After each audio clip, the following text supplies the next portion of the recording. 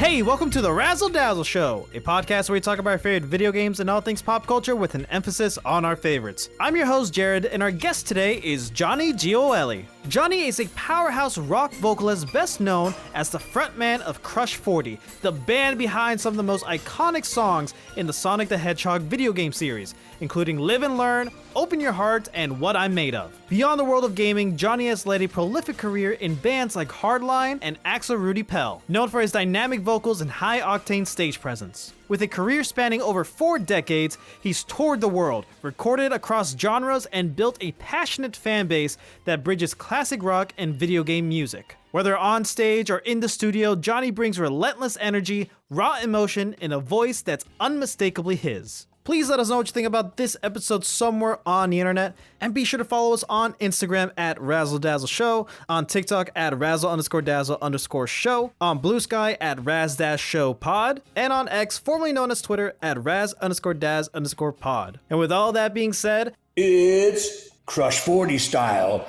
Razzle dazzle time, baby. Let's go. hello, Johnny. Thank you so much for taking the time out of your busy schedule for being on the show. How are you today? I'm great, Jared. How are you, bro? I'm ready to razzle dazzle some stuff, brother. Hell yeah. If I was doing any better, I'd have to hire somebody to help me enjoy it. Thank you for asking. I like that. Can I borrow that saying? I'll give you 10%. Only if you mean it. I mean it. Then hell yeah, man. Thank you, bro. Okay. So yeah, it's good to be here. Thanks for having me on, man. I appreciate it. No, I appreciate you, man. Quick Kickstarter question. Do you name your guitars, and do you have a favorite? No, I don't name them. I have a favorite, yes. I have a black Godin that's made in Canada. And then I'm going to tell you, a very, very expensive guitar. It's a solid hollow body guitar. You know, listeners, watchers can look it up. It's called a Godin. This thing is unbelievable. I've had it since the very first Hardline album in 1992, Double Eclipse. And I used to take that guitar, Jared, and in the middle of a song, it would come off and I would launch it across and my tech would grab it. And I don't know what I was thinking. I was in my young 20s and I was insane. I don't know what I was thinking. But every night he caught it. And I'm not talking like a little place. I'm talking Wembley Arena, NEC in Birmingham. We're talking huge shows. Throw that thing. Anyway, I don't name it, but Godin, my favorite guitar. Oh my God, I love it. What a risky move, but like I'm sure the payoff is huge, man. Payoff is cool, you know, when the fans see that guitar is whipped across the stage and I caught. And sometimes my tech would look at me and like, that was a close one. Yeah, it was awesome. Well, let's back up a bit. Let's start at the beginning. Can you tell us, where did you grow up? And how would you describe the musical background of your childhood? I know it is engrossed in it. Bro, okay. Where do I start, Jared? So, born in New York, in Brooklyn, New York, raised in Howard Beach, Queens, a New York Mets fan and a football Jets fan. Sorry. It's like, oh. Anyway, not a Yankees fan in baseball. I'm a Mets fan. Then transitioned over to the state of Pennsylvania, and where I went to school. And then when I was 18 years old, okay, so wait, jumping ahead. So between 8 years old and 11 years old, I was heavily involved in theater. I did a lot of off-Broadway. Wow.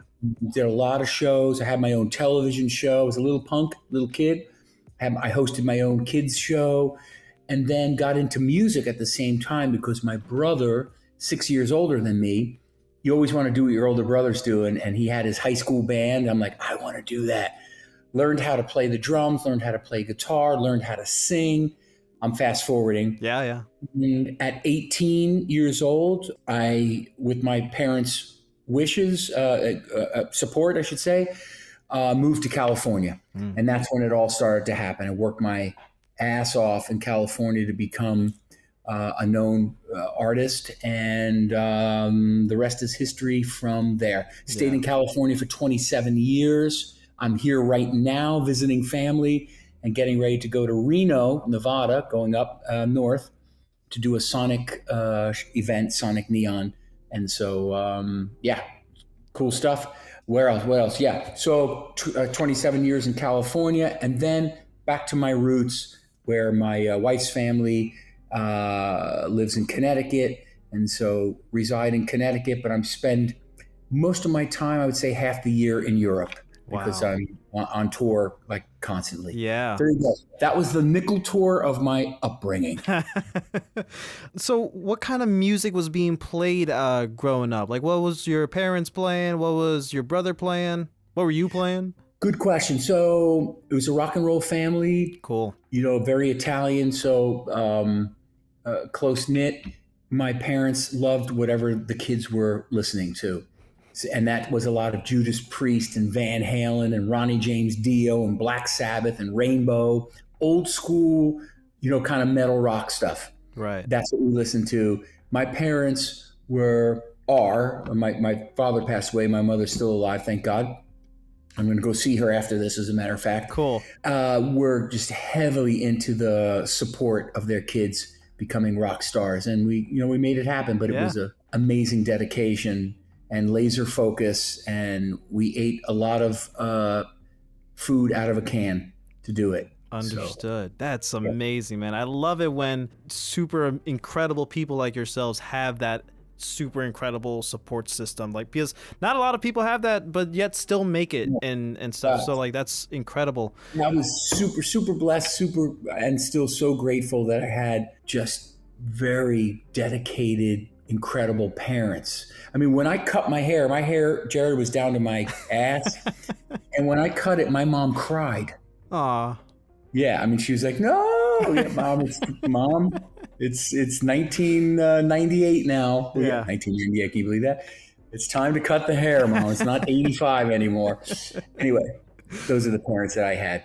Cool. Do you remember the first physical music you've owned that was yours? Yes, it was an album, vinyl. It was Kiss Destroyer album. Destroyer, yeah. And as a kid, I remember I used to put trace paper on the front of the vinyls, and I would like trace their logo and everything. Yeah. Weird kid. Cool. Yeah. All I have ever done in my entire life, I never worked a real job, this is a job. Trust me, it's a lot of work. But I've never worked for anyone where someone told me like, okay, you need to do this. Right. I don't think I would last maybe 30 minutes and I'd be fired because I don't know how to really work for anyone. I'm a musician since I'm literally 11 years old professionally. Yeah. And that term professionally means that when you're being paid. Yes. So at 11 years old, that's when I started making money in music. And it's been a fun ride. Tough time in school, bro. No one understood, especially when I was in a small town in a city called Lancaster, Amish country, Lancaster, Pennsylvania. Bro, no one understood what I was trying to do, but I knew what I wanted to accomplish. This next one requires a bit of context, so please bear with me. So, as you know, I am a producer, audio engineer at an NPR PBS station in Southwest Florida, and we have this other show called 3 Song Stories.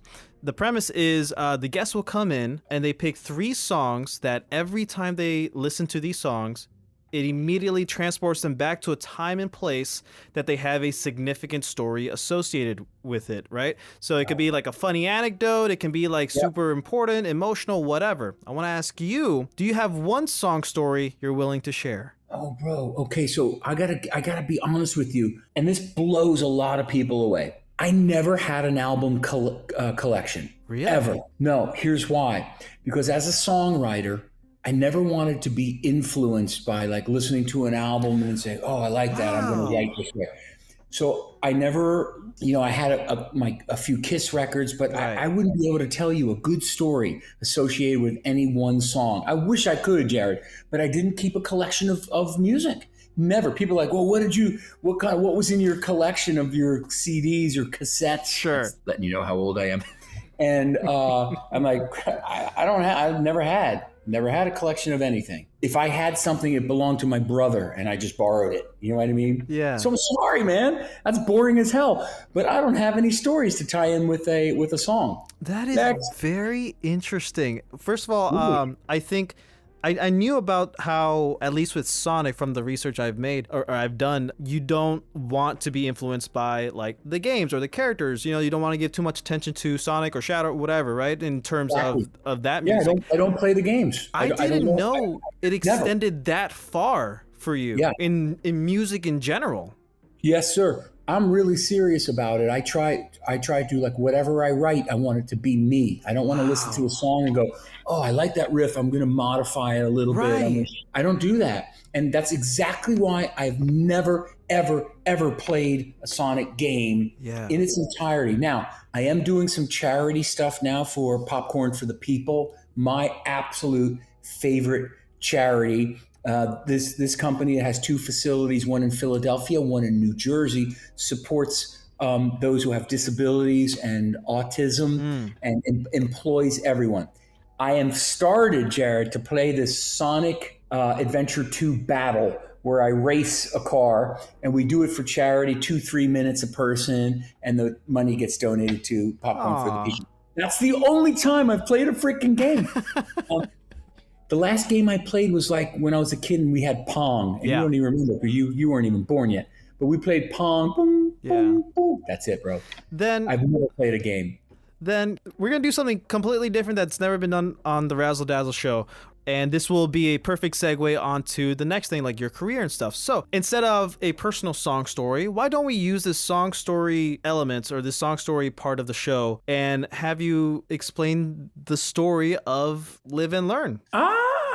Very cool. Great idea, Jared. So Live and Learn. So around 2001, I was asked to write a song for this game that was going to be potentially called, I still have all the paperwork, Sonic Adventure 2. Yeah. That was the working title. And of course, I didn't know anything about gaming. I didn't know who Sonic was or Eggman. I didn't know anything, these characters. And when the paperwork came to me, this kind of paperwork was never emailed. It was always sent by courier from Japan directly to my house. And I would look at it and I have all the original drawings and all kinds of stuff. And I would immediately, Jared, hand it to my daughter and say, just tell me what this game's about. And she'd be like, okay, Dad. When she was little, the evil Eggman does this and Sonic, kicks him in the nuts. I don't know, whatever happens, right, in the game, Jared. And then I'd go into the studio and I'd write the song. And I'm going to tell you so honestly and transparent, open book, I got really lucky with that song. And I just took the scene, what I read about, and I just thought, failure, win, failure, win, failure, try again, failure, try again, live and learn. And I just imagined each level and a kid, okay, anyone under 57, I call a kid just going, and live and learn. Now, here's the great thing about this song. Amazing. First of all, I didn't know if it was good. And I remember when I sent it to Jun Senoue, I said, Jun, I remember him saying it to me. I said, Jun, is it good? And he goes, in his Japanese accent, it's so great. And I just like that, bro. And then I went on my other musical things, and I was invited to play the Tokyo Game Show, where everyone was making a very big fuss, bro. And I didn't know what was going on. So what I'm leading into is I didn't understand how huge the song was, how successful the song was. Until we were rehearsing until midnight, thank you, strict Japanese people, for this one song, Live and Learn. Next day, we perform, and there are thousands of people in front of the stage. And when we started Live and Learn, and the whole audience was just bouncing, I'm like, oh, I think I got this right. Live and learn, hanging on the edge of tomorrow. Live and learn from the works of yesterday. That's my Live and Learn story, bro. And the rest is history. Here we are, 2025, and this song has hundreds and hundreds of millions of views and plays, and it's been just such a blessing in my life. In the new Sonic 3 movie, that was just incredible. And that's how Live and Learn was born. Which is on my arm, of course. Yes, it is. This is going to be a super obvious and easy question, but this is usually the follow-up I have to song stories. How does that song fit into your life today?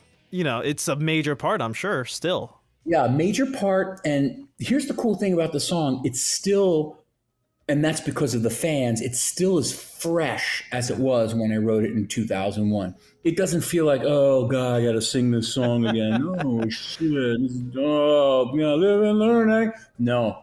I'm always excited to sing the song, and this weekend I'll be singing it. The next weekend I'll be singing it. The weekend after I'll be singing it. So it never gets old for me. That's amazing. That's so incredible.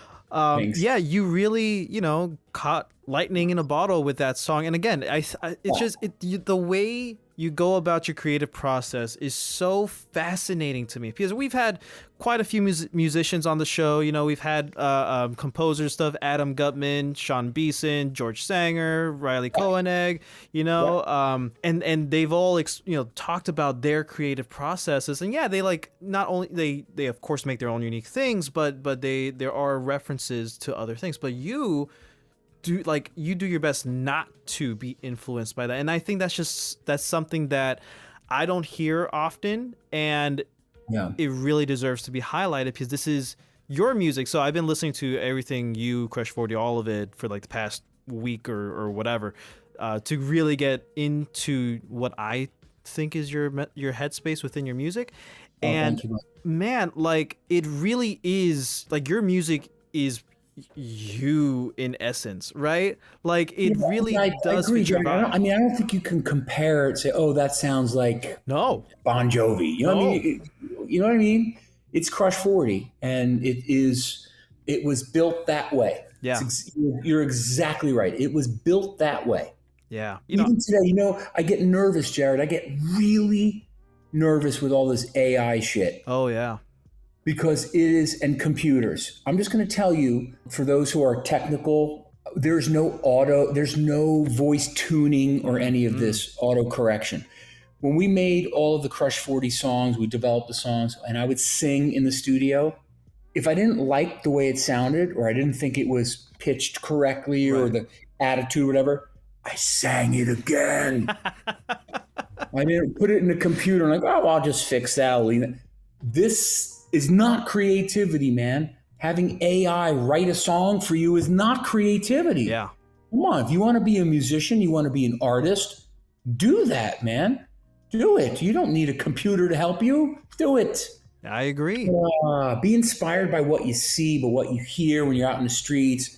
Be inspired by your life. Be inspired by, if it's a movie, be inspired by the scene.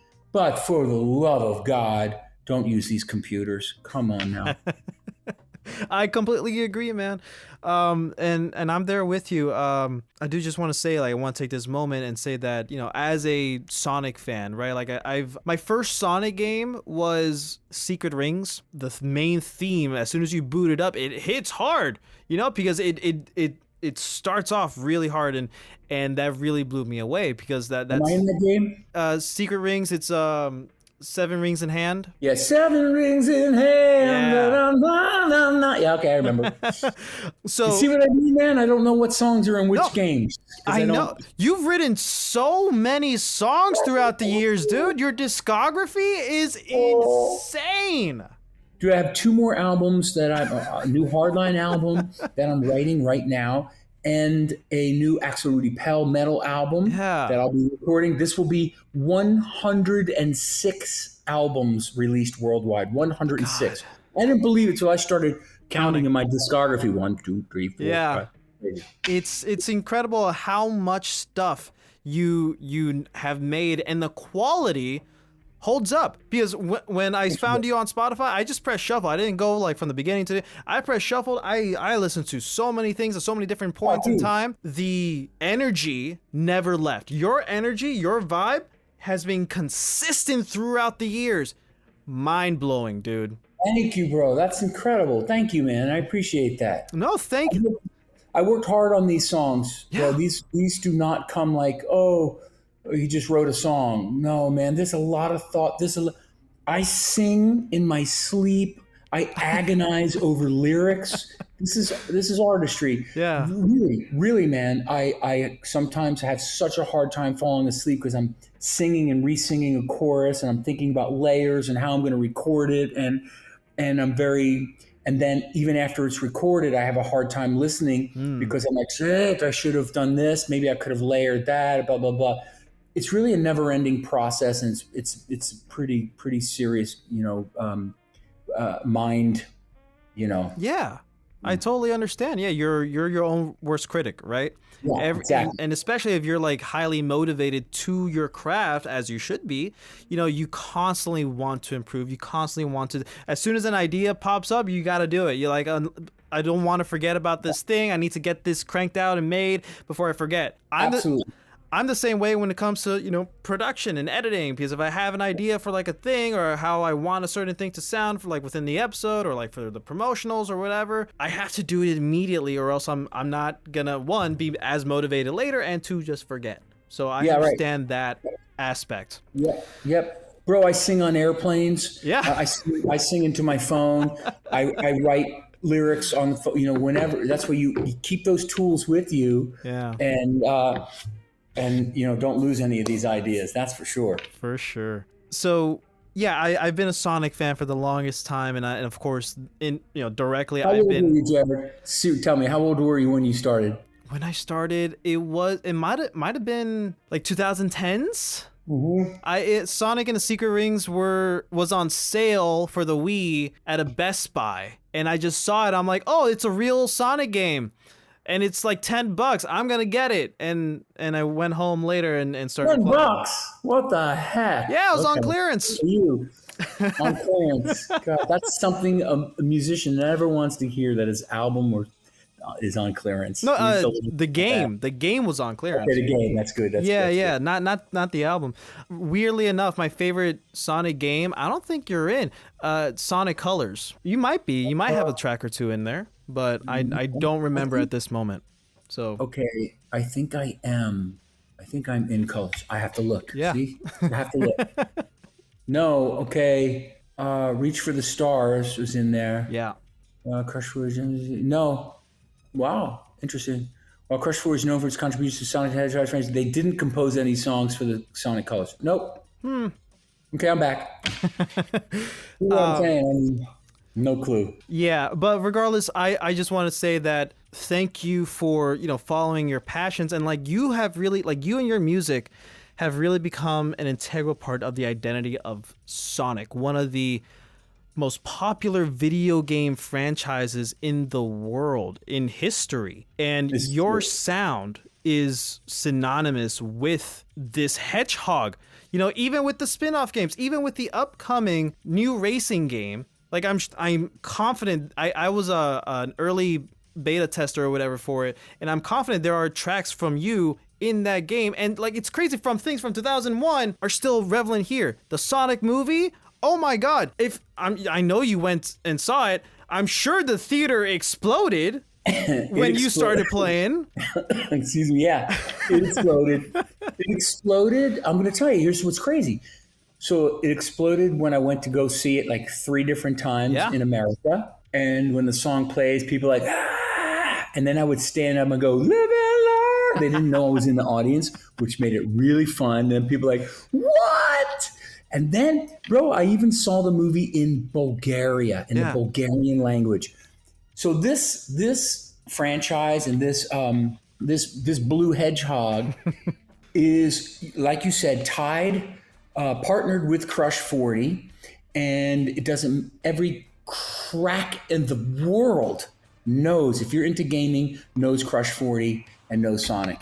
It blows me away. Yeah, blows me. Sometimes I ask for a little help on like Fiverr. I'm sure you know Fiverr.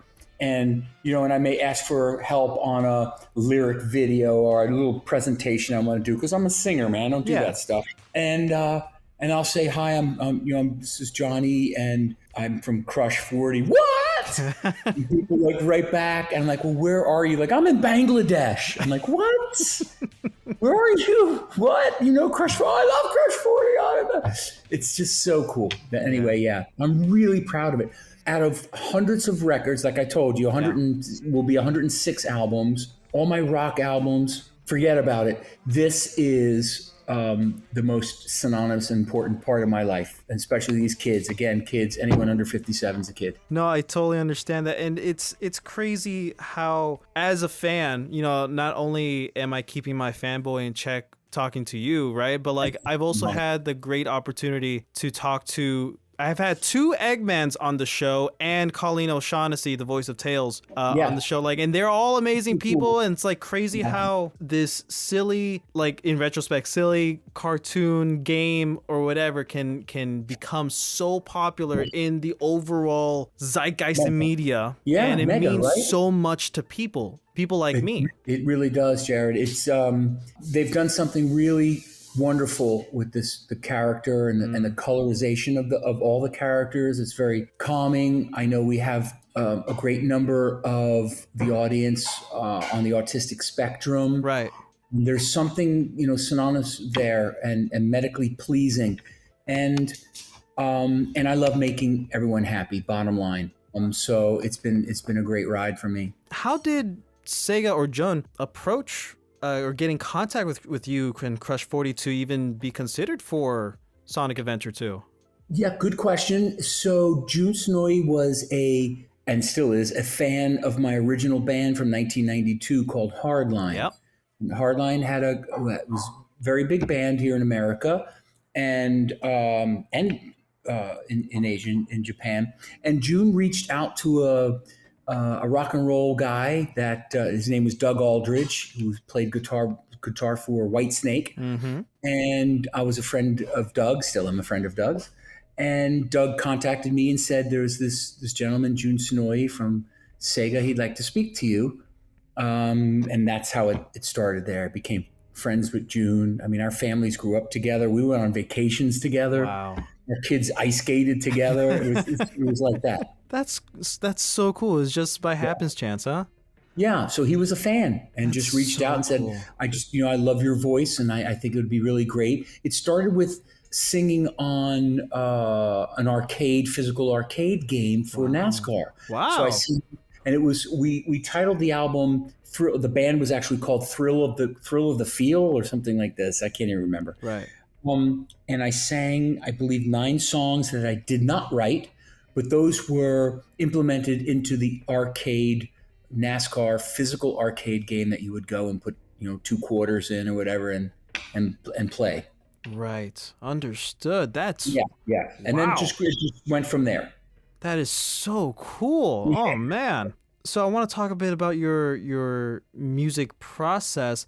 How do you get into that mental space to be creative? I understand that we just talked about like it just happens sometimes too, just random, or like you're always constantly thinking about it. But are there other types of inspirations you try to get at? So my process is a little unique.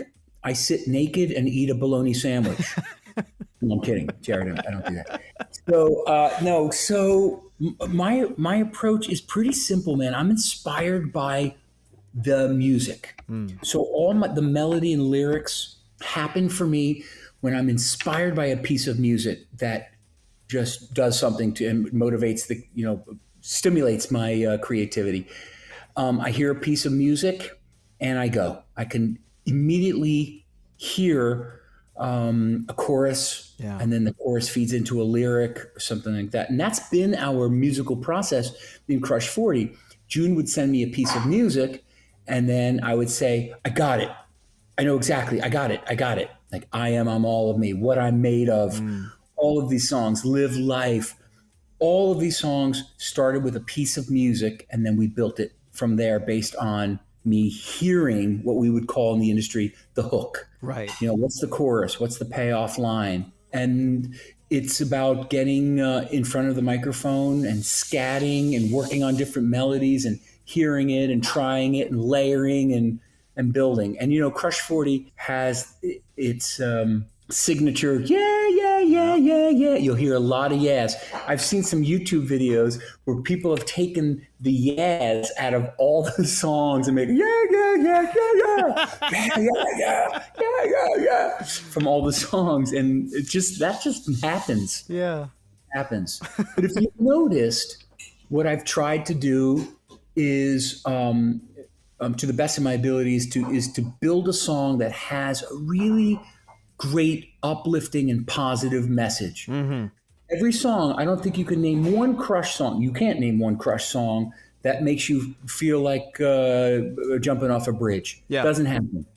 This is all about living life in a beautiful way, being so grateful for what you have, even if it's the smallest, simplest thing, and always moving forward. A lot of moving forward, because I'm always imagining the game in layers and layers and layers. Yeah. So, it's still fascinating how, from someone who hasn't really touched any Sonic game or I'm sure you haven't watched like the shows or anything. You've seen the movie, of course, because you were in it. yeah. Zero or little to no connection with this world, these characters, but yet you still are probably one of the very few people that truly understand in the core of what Sonic is and represents. I think so. Thank you. It's taken some years. I'll tell you a little story. I didn't understand how successful it was. Yeah. Just being totally transparent. I was picked up, I'll never forget this, to do an event at the airport. And there was a few like famous YouTubers and stuff in this van. And me being respectful, I said, "Hello, everyone. My name is Johnny Gioeli. I founded Crush 40." And the van started laughing their asses off. And I said, "What?" And they said, "We know exactly who you are, bro. You were our childhood. Yeah. You were it. We grew up with you." And I'm like, "What? What has happened here?" And I'll never forget that, Jared, because I went immediately to my hotel room and I called my wife and I said, "I made a big mistake here. Big mistake. I did not realize how monumental this whole franchise was and how amazing the community is, and the most supportive community ever. And there's so much more I think I could have done to make people happy. I regret that. I'm doing it now. You know what I mean? I'm like, I love to perform for the kids, and I love to be out there meeting and greeting. I don't hide. I'm out there. Yeah. You want to ask me questions? Ask me questions. You want to take a picture? Take a picture. We're all together in this. And that's what's just so wonderful for me, and why I still have so much energy today and willingness to keep performing all of this music. That's, oh my God, that sentiment right there is really like heartwarming. You know, it's just, oh my God, that's giving me goosebumps. That's the story, bro. I didn't know how big this was. I had no idea. Yeah, you never really do in or pre-production, right? What's that? You Again, sorry? you never really do understand like how big something can get until it's out there and you really see it and you see the effect it has on people. And since I wasn't a gamer, I didn't follow any of the games. Yeah. I didn't know. For me, it was like, I'm hired to do this. I do that specific function and I move on. Right. And it's different now, because now I understand the community and I love the community and I engage with the community. We have the Crush 40 Discord that you can go on, and I jump on and we talk and answer questions and have a lot of fun. They make fun of me all the time because I don't know any of the games. And I love everything Sonic. I was just with my family, with my sister, and my nephew. We were stuck in a Canadian airport, and we were in the lounge waiting for our airplane.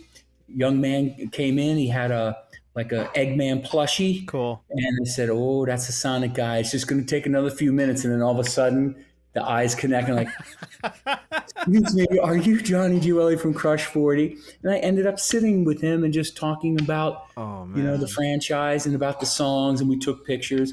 And that is the most beautiful reward ever as a musician. Yeah, that's incredible. You made his trip.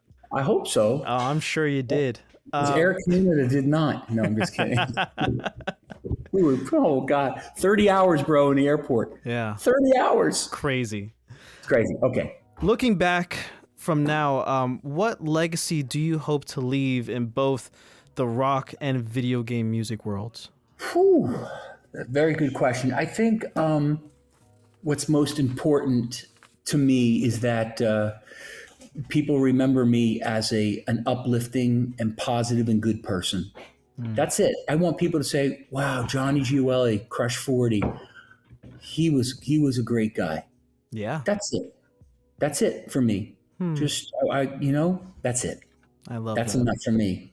Yeah. That's enough for me. I don't need a gold star or a big statue on the mantle. I just need that.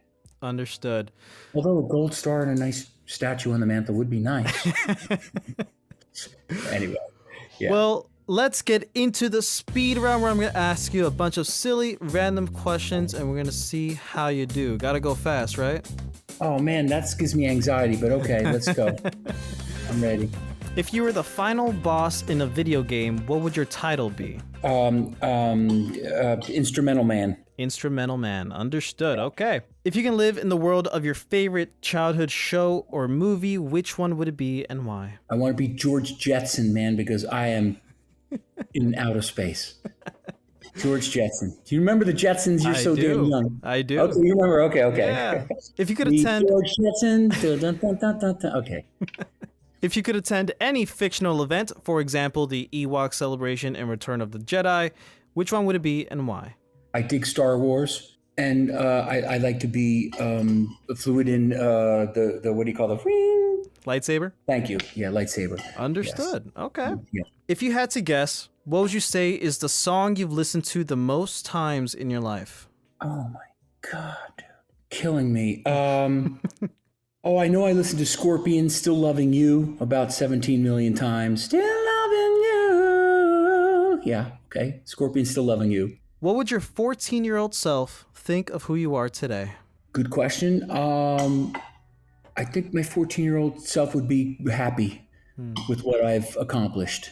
For sure. He'd say, right on, Johnny, you kicked ass. Well, it is now time for you to recommend 3 people that you think will be a good guest on the show. If you think they'll say yes, see if you can kind of help me get them on the show. I got it. Yes. T. Lopes. Have you had T. Lopes on? No, I have not. Okay. T. Lopes, the man. Good buddy of mine. Great guy to have on the show. Mason Lieberman. Have you had Mason Lieberman? No, but he was also recommended by Adam Gutman, so I have both of you. Yeah. Mason's a buddy too. Yeah. Mason's great. And then I want you to have Dr. Ben Richland. Here's why. Because my buddy, Dr. Ben, I watched him become a doctor. He started, obviously little kid, Crush 40 fan, boom, boom, boom, boom, boom. And I watched him develop into medical doctor and still insane gamer. Like, what are you doing this weekend? I'm going to game for like 30 hours straight. We should have Dr. Ben on. Awesome. Well, thank you so much for that. I really appreciate it. We'll do what we can to get them on the show. Do you have any final thoughts? Man, I have a lot of thoughts, but we don't have a lot of time. So I will just tell you, my final thought here is thank you, Jared, for your support. I always thank the community. It's the most supportive and beautiful and amazing people I've ever known. And I'm so grateful to have this career in music and be able to share my love for making music and have it appreciated by such incredible people. So thank you guys all. Without you guys, think about it. I have no career without you guys. You guys made my life. So thank you. Thank you so much for making incredible music that really touches the soul of not just me, but millions and millions all across the globe. Thank you so much for taking the time out of your super busy schedule for joining me here for this conversation. I really feel like we connected and this was so much fun. It's really a dream come true. It's crazy, man. I'm gonna like freak out later and eat a chili dog, whatever. You probably don't even understand that because Sonic's favorite food is chili dogs. Anyways, doesn't matter. No, I got it. Oh, that okay. I know. That I know, bro. That I know. Just thank you so much, Johnny. You got it, Jared. You take care of yourself. Be well. Thanks to all your listeners, watchers, and hope to see you at an event soon. I hope so too. All right, that's all the time we have for today, guys. If you want to hear more from Johnny, be sure to follow him on all of his socials and be sure to check out his music across Hardline, Crush 40, Axel Rudi Pell, all of it wherever you get your music. Spotify, SoundCloud, Apple Music, and YouTube. Links to everything will be in the description down below. Be sure to let us know what you think about this episode somewhere on the internet, and be sure to follow us on Instagram at Razzle Dazzle Show, on TikTok at Razzle_Dazzle_Show, on Blue Sky at RazDaz Show Pod, and on X, formerly known as Twitter, at Raz_Daz_Pod. Be sure to rate us 5 stars and leave a comment down below. We'll catch you on the next one. Next time on The Razzle Dazzle Show.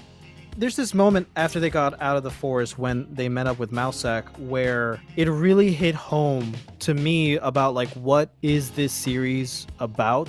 Who is the actual main character? Mousak said to Geralt, "You think this is all about you? No, this isn't your story. This isn't your life that we're talking about. This isn't who or what's important. This is all about Ciri. Everything that's going on around you and your life, this is all about Ciri. She is your destiny, whether you like it or not. This series is about Ciri because it really is, because everything has to do with her. She like, and I like the Chosen One type of storytellings, like Star Wars, right? You know, I like that stuff, but there's something about The Witcher that doesn't make this type of story trope, I guess, feel forced or old. It's just like this is literally what it is, and we can't do anything about it, even though that kind of sounds forced, but it just doesn't feel forced. Tune in next week